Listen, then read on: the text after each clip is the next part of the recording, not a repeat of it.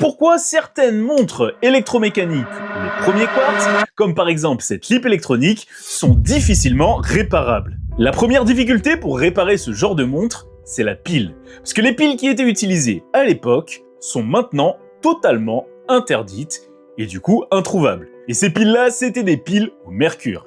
Et à l'époque, c'était de vraies révolutions.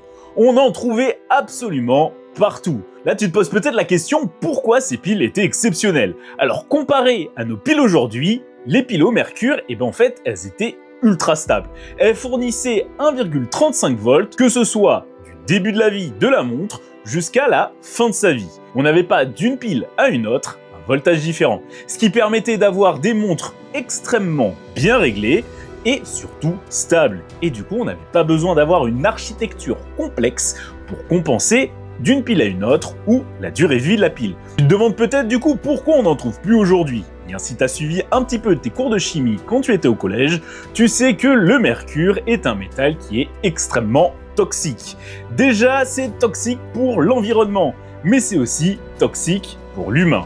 Donc petit à petit, dans les années 80 et 90, ça a été progressivement arrêté dans le monde entier. Et donc par conséquence, le fait qu'on ne trouve plus ce genre de montre, ça devient difficile de réparer ce genre de montre. Parce que si on y met une pile moderne, alors déjà, il y a maintenant deux gammes, les LR et les SR. Les LR, c'est à proscrire, en tout cas dans l'horlogerie, et pour les SR, fournissent un courant qui est beaucoup plus stable, une tension qui est beaucoup plus stable, mais c'est pas 1,35 volts, c'est 1,55 volts.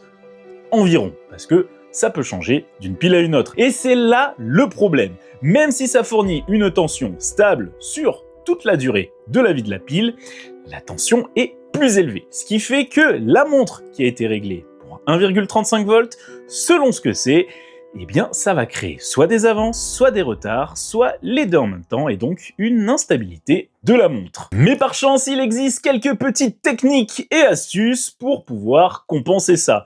Et si ça t'intéresse, je peux en faire une vidéo, t'as juste à me le dire en commentaire.